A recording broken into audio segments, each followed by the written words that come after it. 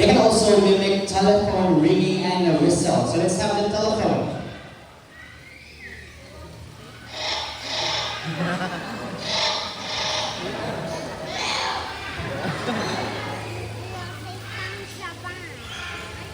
How about whistle?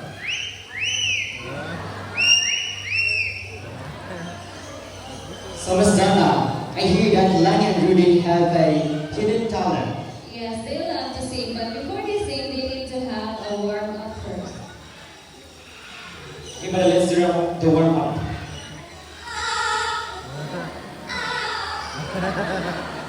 Now for the first song.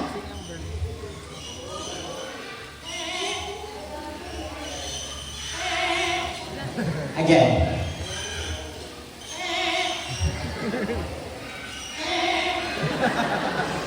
Now for the second song, let me ask first, who's celebrating their birthdays today? Or within this month? Alright, so happy birthday everyone. So listen very carefully, because Lani and Rudy will sing a happy birthday song.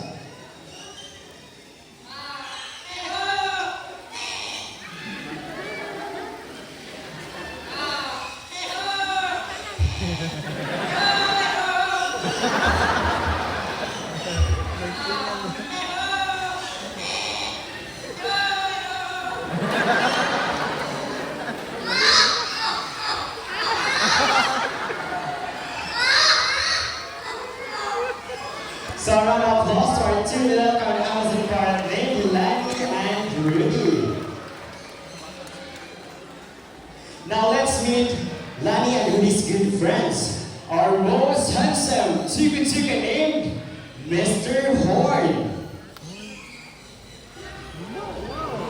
Alright everyone, meet our most handsome Tuka Tuka named Mr. Horn. Now Tuka Tucans are the largest and best known toucan species around the world. They have white throat and black body that helps them camouflage in the rainforest. So we have here Mr. Irvin with a handful of fruits, and he will go and toss it into Mr. Horn, and let's see how good he is at catching his food.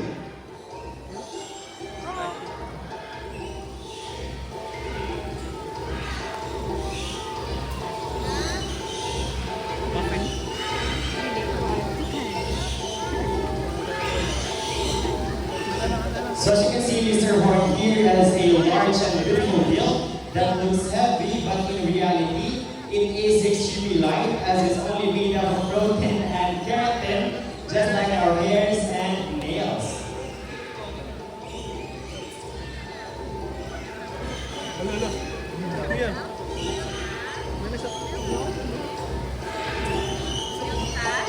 So as you can see, it has a white plumage, white throat and black body that helps them camouflage in the rainforest.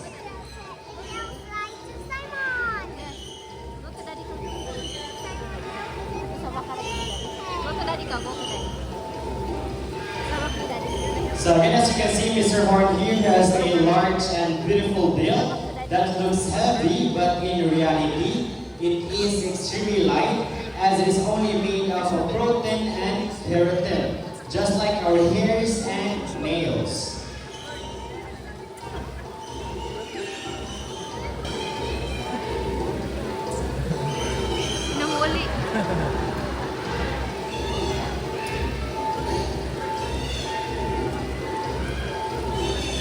So there are 40 toucan species around the world, the skies of Brazil and Venezuela.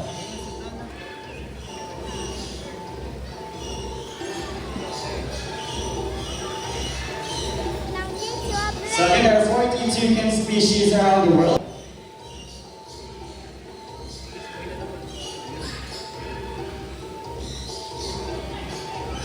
So round of applause to our most handsome Tuka Tuka named Mr. Horn.